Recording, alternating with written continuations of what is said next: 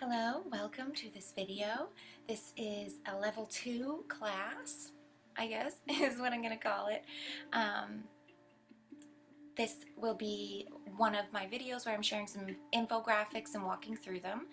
This topic here, the field, or the plane of existence, the ether, however you want to incorporate that kind of concept, is what I'm going to try to talk about today, and just bring in just a little bit for us where we are within my energy system series.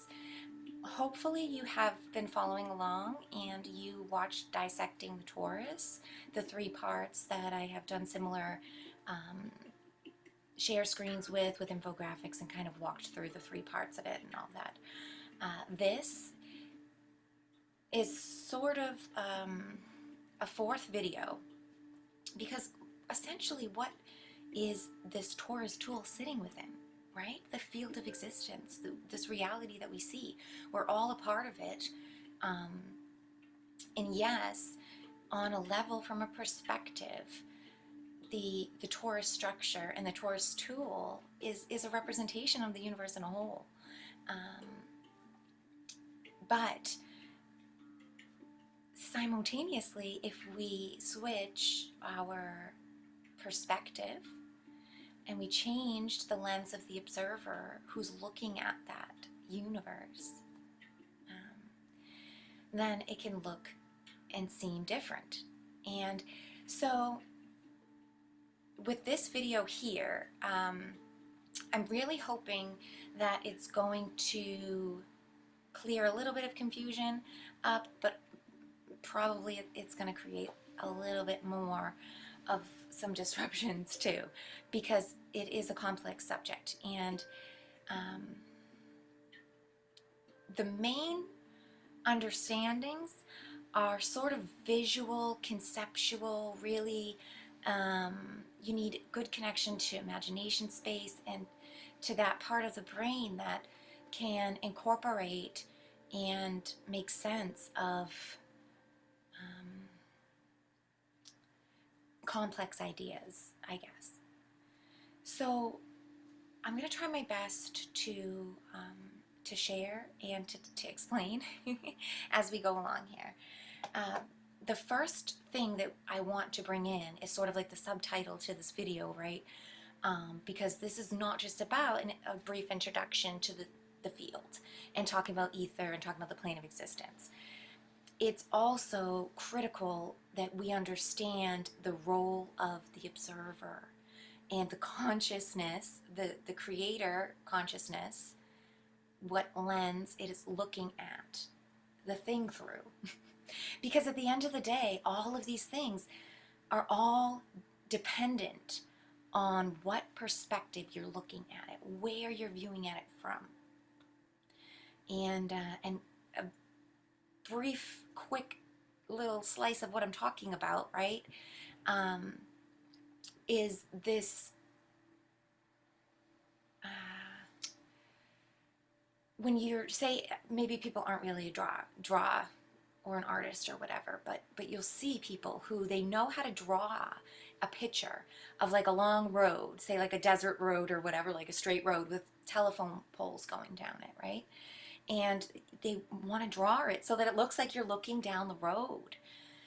Anybody who's ever aspired to be a drawer, ever doodled around or whatever, you know, that you might understand the complex way that you have to incorporate visual information in order to make it look and seem to the eye on this 2D flat surface that it is a road that you're looking down, that is creating this 3D image. And that's all about perspective and how we create lines and how things appear smaller at a distance. And just if you can have a visualize, anybody can visualize that, you know, how you see it fades smaller and smaller out to the horizon, right? This is, you know, basics of perspective and drawing or architecture or whatever, engineering, construction, that kind of stuff. But we have to remember that this is real knowledge. It's a generic template that all of life is seen through and experiences life through. And all shapes and all things um, are held within this same realm. And when we look at something from one side, from one angle, it looks like a certain way. But when we look at it from another angle, it looks much different. Doesn't mean they're parts of different things. They could be parts of the same whole, but from the cross section that you are looking at, it's it looks totally different. Another great example of this kind of thing, if anybody's studied anatomy, you'll be familiar with cross sections, and you have to have on the image in what you're presenting, no matter what it is, whether it's a brain scan, whether it's looking at an organ, or even the body as a whole. It will tell you what the perspective is, whether it's you're looking at it top down, or whether you're looking at like the posterior, or whatever. It gives you an idea, because you have to know the way you're looking at something to identify it. I hope I'm really impressing the importance. I feel like I'm kind of talking around it a bit, but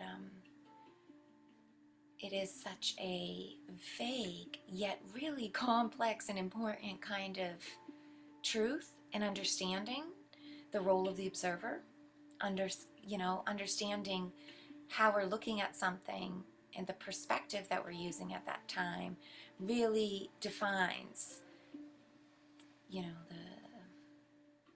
capabilities and the function and the purpose. And by choosing to look at something in a certain way, as the observer, we are kind of impressing upon it a purpose. We're by looking at the thing, we are co-creating, we are communicating with it. There's energy exchanges happening there. There's a transference of information, an acknowledgement. And another kind of thing people in the scientific realm could be familiar with is that particle and wave theory, the double slit experiments, and those have been really big in quantum physics. Groundbreaking stuff. And my personal opinion, that it's been a bit of a restricted and contorted kind of view at it to create conclusions that people want to publicize and promote. For sponsors have told them the perspective to choose, and then we cherry pick and show information based on the sponsored perspective. There's a larger perspective that we're forgetting or we're overlooking by that slit experiment, and it's just the basic knowledge that yes, thoughts create reality. What you choose, what you intend to see, what you feel is going to happen, it does have an effect on what happens. It lays groundwork for that, creates more charges around potentialities that create a longing to be fulfilled.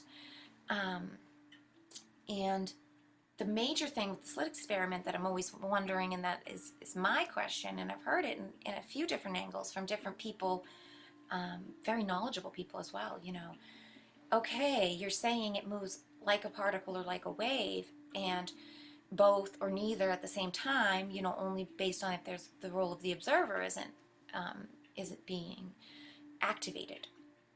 Well, what is moving through what is the real question here, because they're saying they fire electrons. So first and foremost, we understand that the electron itself is really just a negative ion.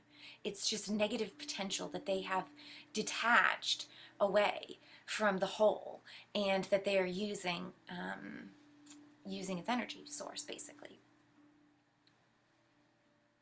When we talk about information riding on light beams, light being a carrier of information, of data bits, of instructions of some sort, of infinite intelligence, then we start to peel back the layers of that split experiment. Then we start to realize, right, it's information that's flowing through the ether, that's flowing through the field. And of course, it's going to respond to the signals that are reverberating through the ether around it. Think of, if you're grasping at straws trying to understand what I'm talking about with ether and stuff like that, it's like water almost. The way, think of when you drop anything in a pond, the ripple that goes out around it. That reverberation, that communication is sending out information. That's a great visual metaphor that you can use to sort of think about how your energy is pulsating out through the ether. It carries it out through this sort of, morphic energetic field that is a soup of,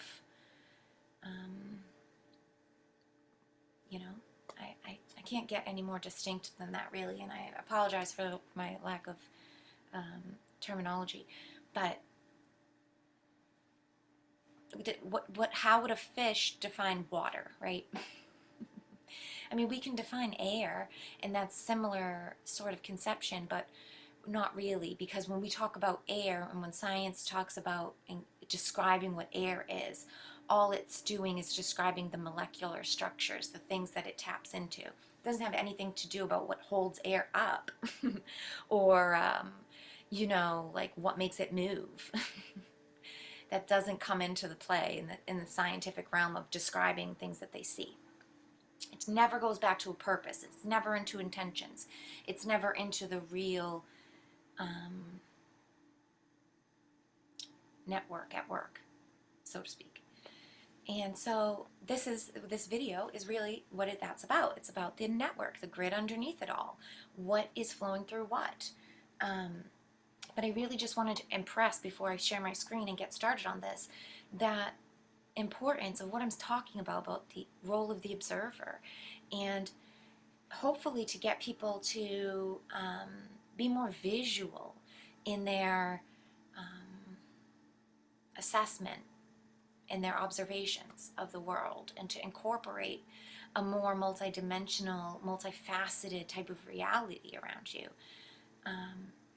Because, like I said at the very start, we talk about the Torus tool, and, I dissected it, and it's important that we understand the moving parts so that when we have the whole together, we can look at functionality much better, we can do assessing how it's processing much better, we can make sure the energy that it's going to work is going to be processed the way we want it to be, whether you have a positive alignment choice or a negative alignment choice.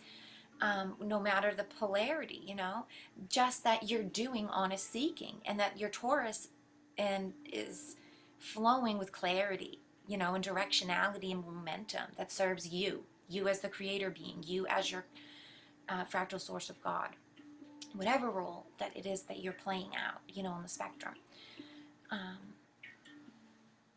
Understanding that all those working mechanisms within yourself, understanding how many different layers that type of knowledge and assessment can be placed on, and then taking it a step further to say, okay, I am also part of the whole. So let's think about the whole for a moment, and let's see and incorporate the same layers and workings of knowledge of the charital of those three pieces, the moving pieces that all come together, and let's see how it appears when we take a big picture, observer, third person view, sort of like out of body view, That's what I'm going to attempt to give here.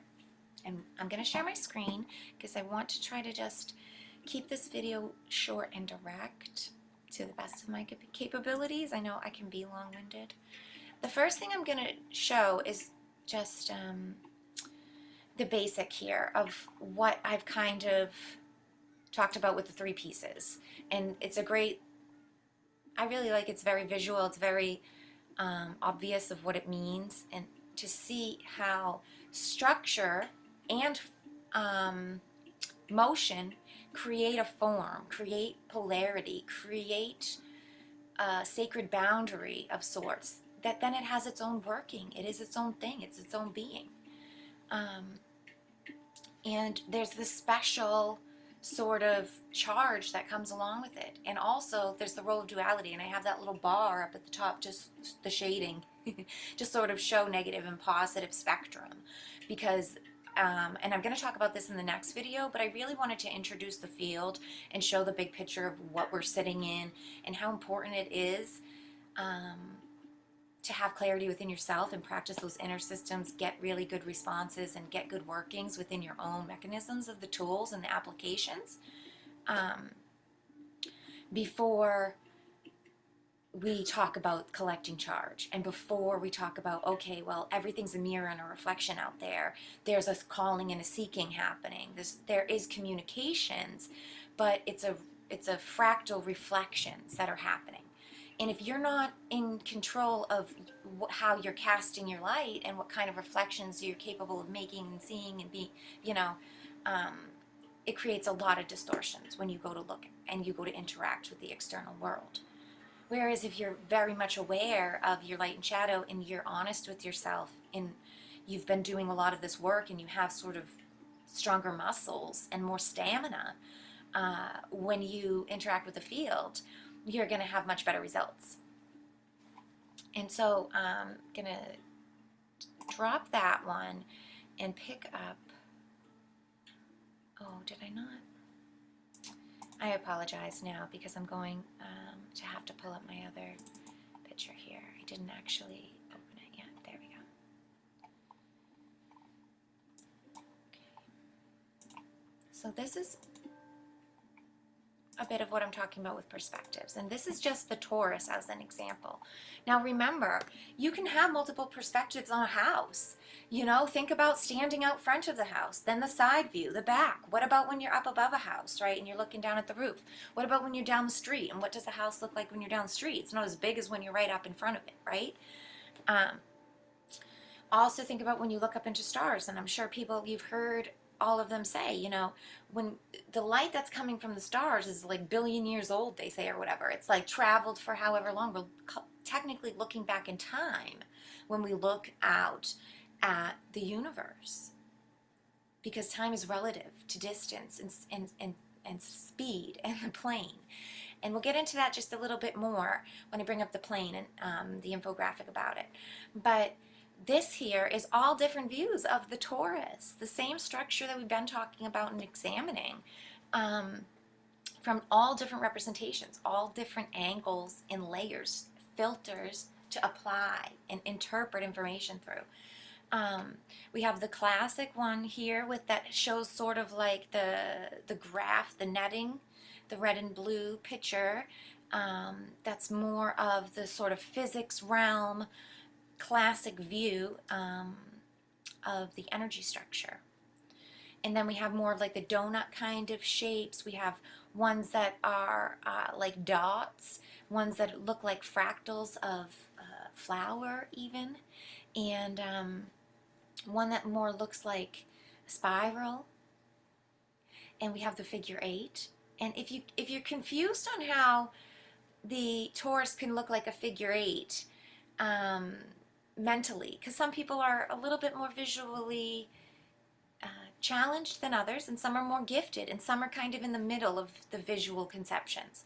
And so for me, I'm in the middle. I don't get them very well, and I don't feel like I'm completely challenged against them either, but it takes me, and it took me, a lot of understanding and working in my own angles to get perspective and to really understand how things can be seen from many different angles. Now, if you look at the mind, body, brain kind of circle underneath the Torus, the words, the text, you can see how the Mobius flow is a bit in there, and you can see the figure 8 shape almost tracing around.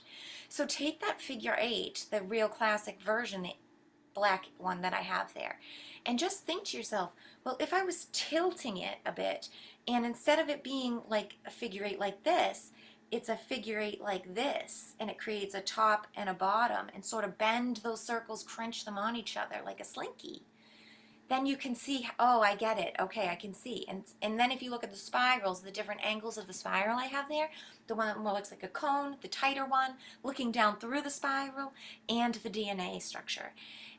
You can see like a slinky when we stretch a slinky out, or we can condense it really close together, right? This is the type of multifaceted, really open thinking that I'm hoping to inspire people to start understanding and working through in their own world, in their own life, on how to see these things from different angles and really get it within yourself. Because things don't click with you, it doesn't work for you.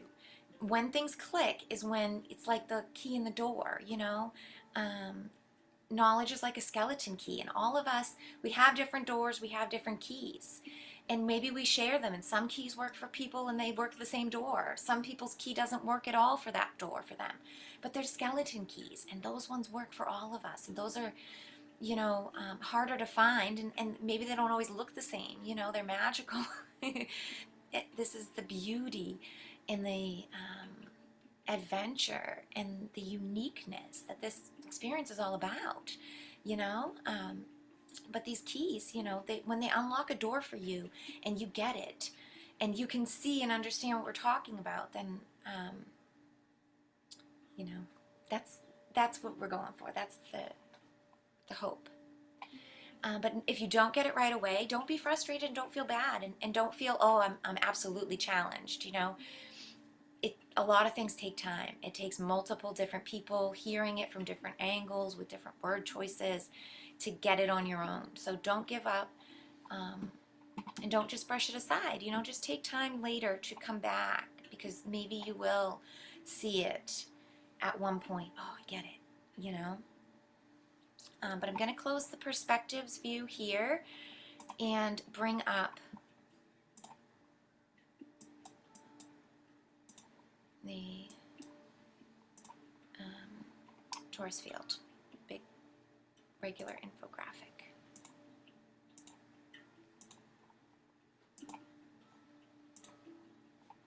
So this is similar to the same infographic that I used for dissecting the torus. And you can see up at the top, the neutral tool is the same picture and image that we have when we talked about the neutral tool. If you missed those episodes, definitely, I highly suggest checking them out. The links will be in the description below or comments, because, like I said, this is going to just talk about the field here and what the tool sits in and how the tool is actually a part of the field. And the tool is the field at a different distance of view, at a larger, more far away, more general kind of view. The observer role is what I like to kind of call it. Many other people call it that as well. But up at the top here, the neutral tool rests within the field. Now, think of a cell that rests within your body, okay? That's like your Torus tool that rests within the ether space of the giant universe, right? Our body vessel creates a universe which each cell sits within, whether it's in the heart or in the lungs, or it's a skin cell or a hair cell, It's part of a whole. The whole is the universe of us, the body vessel to it. That our consciousness, our boss, our creator consciousness is its infinite creator. It is its God source. And just like a tiny cell probably has like a totally different type of conscious awareness, type of level that it transverses its transactions through, it does its conscious work through. It could never incorporate and understand what it is to be Allie, what it is to be a big live person, and then to contemplate what God is, or what the universe is, or the whole planet, or anything out there, extraterrestrial kind of thing. It wouldn't even be able to connect the dots, right? So this is the kind of weirdness we're attempting to connect dots to. We're like a cell trying to talk about Allie as a whole and talk about how she goes about her day and what her role and purpose is. So you know, I am coming from a place of I don't know much, and I'm not saying this is the end all be all, and I'm not saying that this is the way it is at a state of God understanding or a larger perspective or whatever. But I'm just giving information from my first person view and things that I have collected and downloaded, you know, bits and pieces from all over, and sharing here to try to be like that cell explaining the entire body's role. So, as the cell and as the tool, that neutral tool rests within the ether. The field is ether. That's kind of what I'm calling and talking about it, or the plane of existence. And now I have, don't be scared, and some people might be immediately off put with the graph. You know, same thing with the visuals and talking about perspective and incorporating visual and, you know, images into the brain and understanding. Take time with this and allow this information to trickle in, and slowly you will get it. You know, you don't have to understand it completely right now, but don't allow past, you know, disappointments, disruptions, failures, mistakes, misinterpretations, whatever, embarrassments. Don't let them, you know, clog up this, that you couldn't look at and understand this information. You know, don't just write it off right away because there's a graph here. It's my hopes. So I have the axes labeled as X, Y, and Z, just classic form to set the lens here of the x-axis, you know, in 3D plane here, we're familiar with the horizon, you know, flat plane, horizontal axis.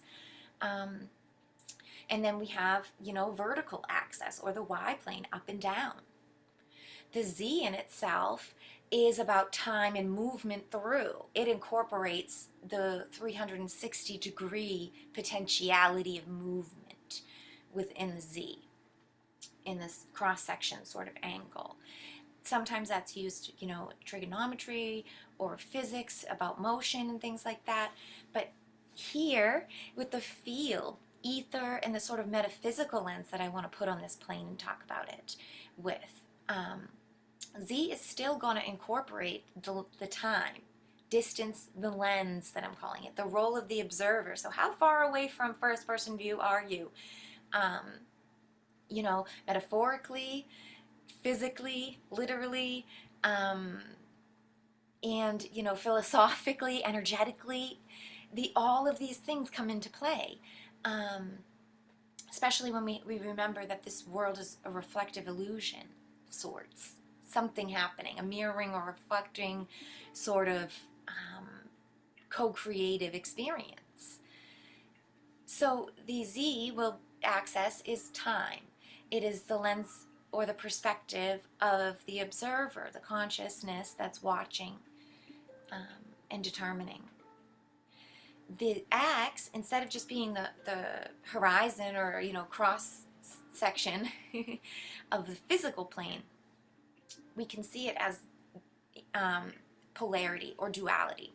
So we can see it as negative and positive charges, you know, and the y-axis can be seen as the densities. And densities are slightly different than dimensions, and I think I did a video quite a while back, maybe a year ago or something, about densities and dimensions and the differences. But it's not totally important that you even understand or get that completely. But just understand that densities are more or less frequency architecture, whereas dimensions are more physical architecture. You know, that's kind of the best thing that I could explain it as. They work together, and things are possible and present themselves in certain appearances based on dimension and based on density. Excuse me. Grab my water here that I put back there.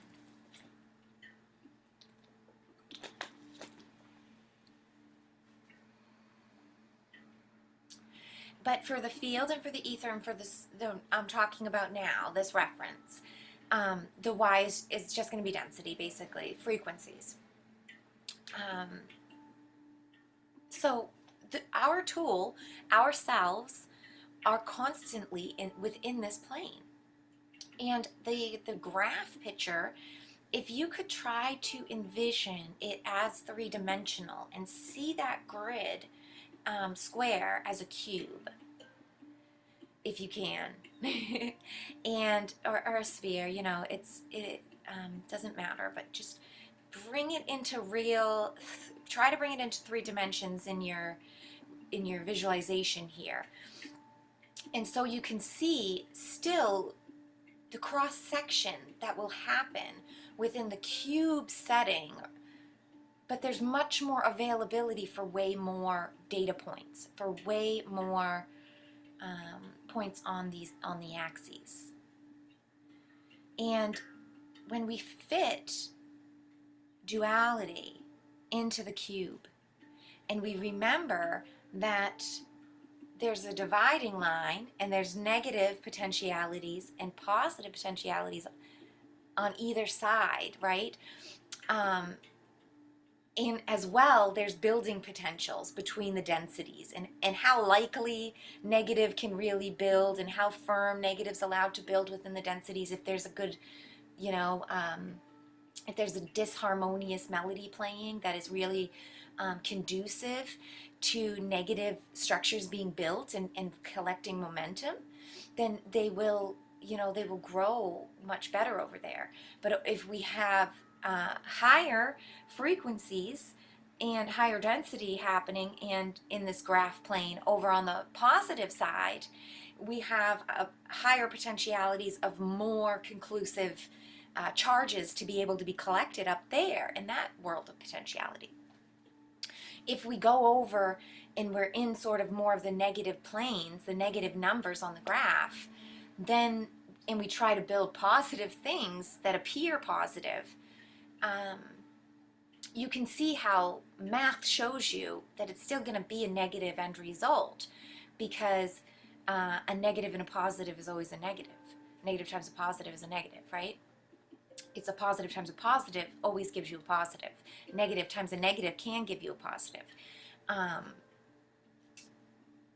These are reflections of sacred laws within energy transactions about keeping balance and about how those transactions balance out at the end, It's really that simple, and it's really that technical, and it's a gradient and a spectrum.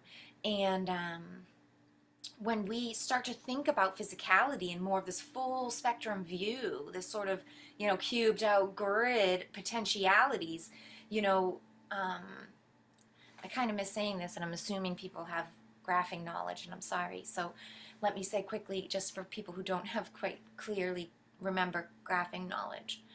The center point where the axes all meet, you would see in those parentheses 0.0, without the x-axis, mind you. And that's sort of the neutrality 0 point. And if you ever remember like graphing, and it said like 2, 4, and you'd have to go over 2 and up 4, and then you put your point there, and that point is 2, 4.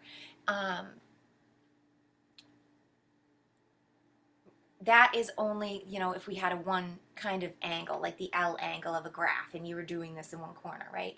But when we have the 4 cuts, we have available to us, we have positive numbers, and then on the other side we have negative numbers. It's, these things are plain as day. But just in case people, I don't know how many maths people have had, or how old you are watching this, or how long ago it was you took math, I happen to homeschool my son, so I have this kind of relative knowledge base. And I apologize for assuming other people do. I don't mean to make it like derogatory or anything like that. There's plenty of things that I have no knowledge base of that I'm sure plenty of third graders do. But point being, if we have, say, like -2, -4 instead of 2, 4 as the coordinates, we're building, or we're putting our point over 2 back this way and down 4, and you're building in a double negative space. Or conversely over here, you're building in half of a negative space. And that knowledge of where you're building in the plane is crucial. And so many of us have been tricked, and I'm including myself in this, because what has happened with the matrix overlay is that it took our graph, it took our worlds, and if you see down the bottom where I have these kind of little worlds placed on here, um, mind you, I didn't really place them like classic grid would show that, though that green is in the negative side, because the left hand is in a graph is usually the negative side. It was more appealing to the eye for me, in that I made it that way. I don't really mean it as to it has to be represented on a graph in this way. I'm just showing this as a lead, as a bit of a guiding light. Not saying it is this way, it can only be interpreted that way, and in fact I made a mistake on that anyways. So, or not a mistake, but it wasn't intended to be interpreted literally on the graph, even though I am talking about it in a kind of literal sense, the graph. But if you see those reality bubbles, right, that the matrix overlay has taken the whole of society and the whole realm of humans and history and stuff, slowly over time, sort of gradually pulled us into this overall negative setting. And so no matter what kind of building we're doing and all these things that we're exposed to, and you see within all of the world, the regular external world we're all presented with when we're born here right now, 2023, has a negative overall balance, because they've harnessed and anchored it down, and they're holding it in this, third density, really fertile ground for negative exploration. And all of us, and some of us, are getting out, and we're going over and we're exiting and building in the positive plane, because we're starting to understand what it is to really be in a positive plane, and how positivity really works, service to others, free-flowing systems, service given freely. That I'm going to get into in the next video, when I kind of segue the field back into the Torus tool, and we'll talk about polarity collection, charge collection, and what our work of our Torus is really doing, and how we collect charges, and how that kind of work is done, and what a negative charge looks like versus a positive, and what happens when we're in a state of stagnation as well, because that's a huge spider's web net kind of trap that so many are caught in, is not choosing either polarity.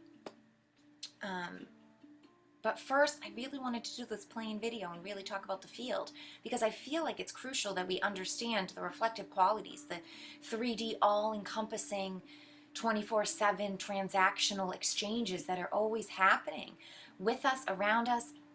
Some of them we have conscious awareness of, some of them we don't. Some of them are on a nano microscopic level, some of them are on a much more macro level, like speaking and talking and taking in food and air.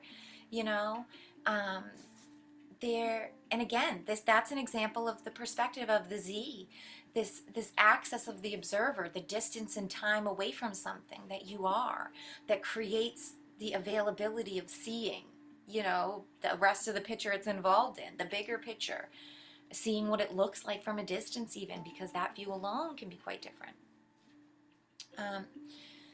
But back to the plane and the field of existence here. As you can see, the little blurbs I have a couple of bullet points I want to go over and really hash out here.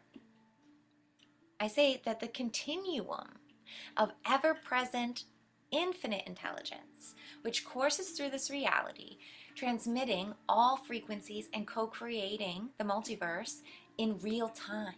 This is always happening. It's the ever-present present moment, the 0 point between it all. And that 0 point happens within us. It happens out there. It's always happening. It is the present moment. It is fleeting. It is impossible to pin down. It is the electron, if you so choose to like that, standing. It can't. It's life. It's infinite intelligence. You can't tie it down. You can't predict it.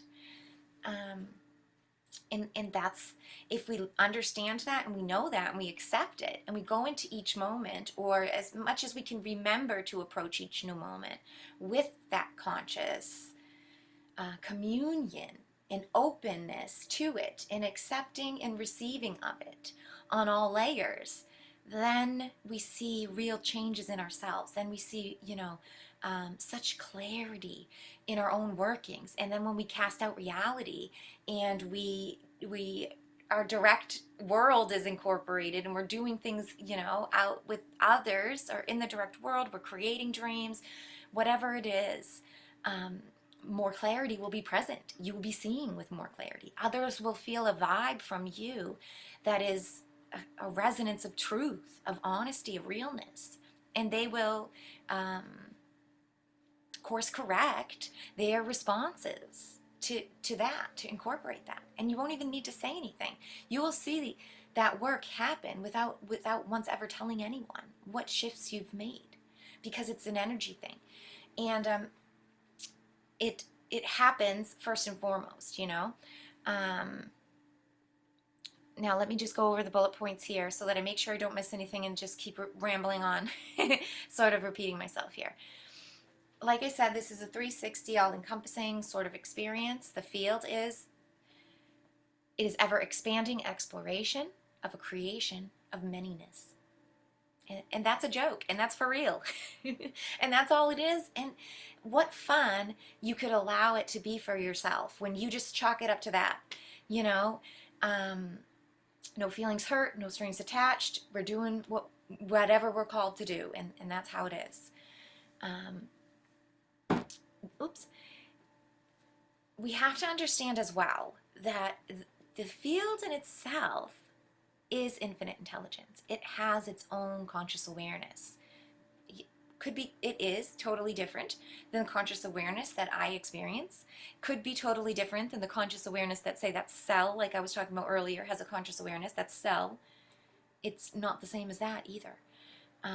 I'm not claiming to know and say that I understand what it is, but I will say, that templates and truths speak for themselves in the organic makeup of here. And so we should know and we should understand that it is its own sort of role and creator consciousness.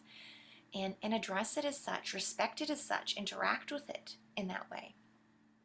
Hold ourselves accountable as well in the interactions. Also, the ether contains, maybe creates, is a slip, but it could be true as well. It has a reflective quality, like we talked about, and you've probably seen people talk about the law of attraction, or mirroring. There's lots of different ways to incorporate depending on what sort of field you're introduced into this concept with, whether it's sociological, psychological, or more of a scientific sort of physics realms even. There's many different explanations and descriptions of the working. But the truth is, of course, that there's a boomerang effect here. There's an echoing or a mirroring of intention, of frequency. And it is somewhat predictable, just as people and all creator consciousness is somewhat predictable. Just like Mother Nature is somewhat predictable, right? The seasons are somewhat predictable. Plant growth, if you have a garden, it's somewhat predictable. It's not completely, and there's always outliers, there's always bad seasons, there's bad weather, all of these kind of things. But it creates with this kind of somewhat predictability. A great understanding through a mathematic lens of that seeking of balance in creations that keeps a steady flow, sort of feeding into itself always, right? If we look at the spiral of whether you look at phi and the golden ratio, whether you look at it through Fibonacci sequence for an artistic point of view, or whether you're looking at it, through harmonics, like music and chords,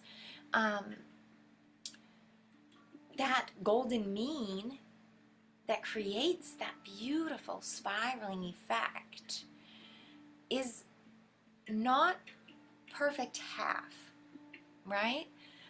Perfect half, if we did a perfect half and we kept halving everything exactly 1.5, if it was completely predictable, right? If we knew it was 1.5 every time, like it's classic half, it doesn't work. It creates jagged structures that crash into each other. There's no give and take. There's no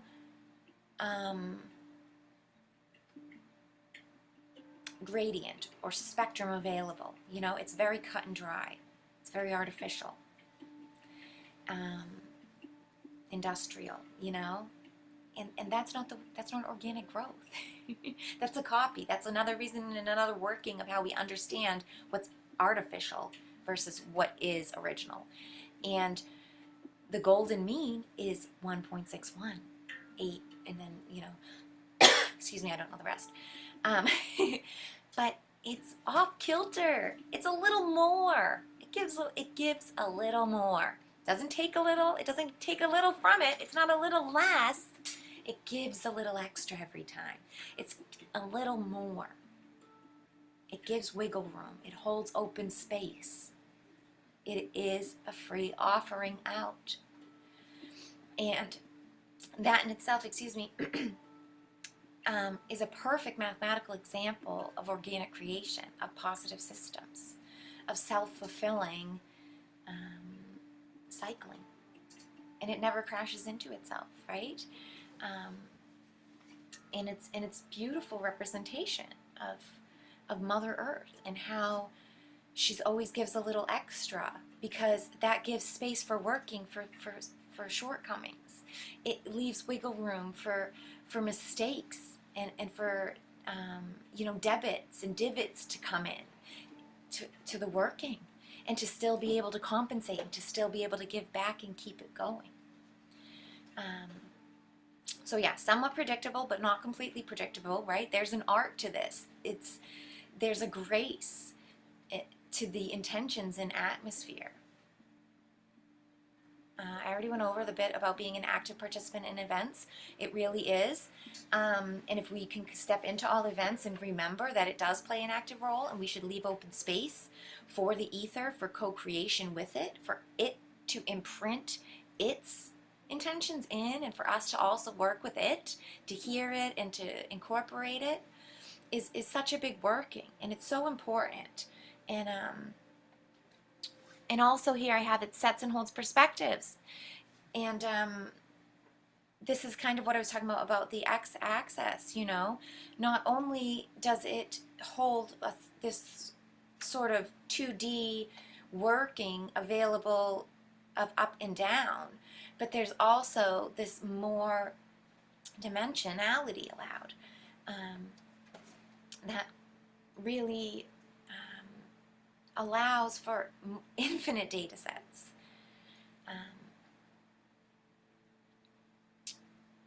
So yeah,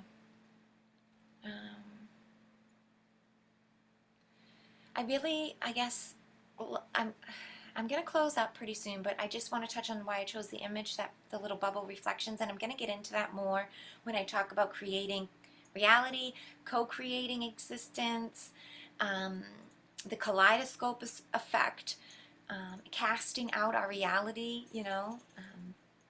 That I'll get into after we've sort of gone through level 3 with internal systems and done great diving into those deep systems.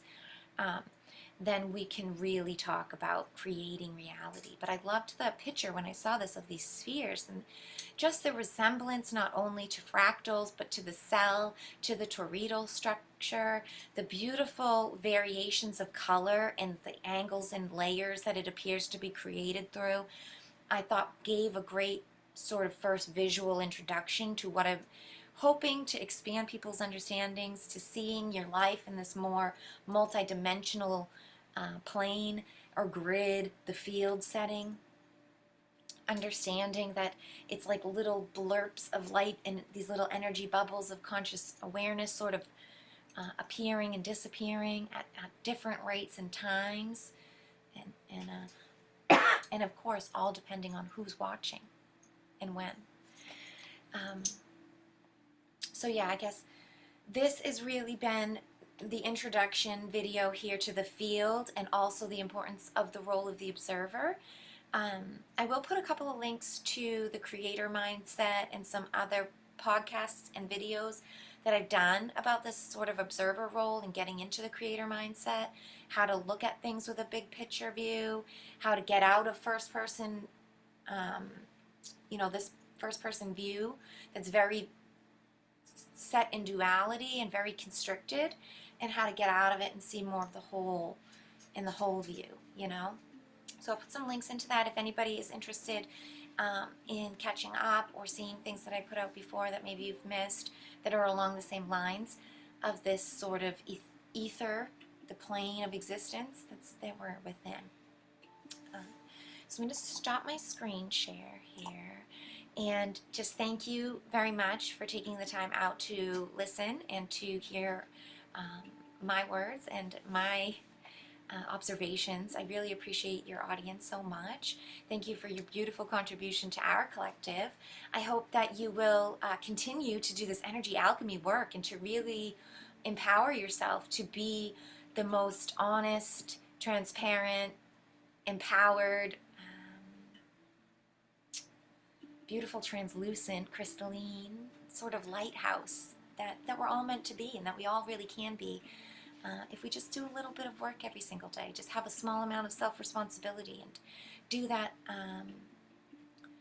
energetic assessments of the exchanges you're involved in and what's happening in the direct space around you.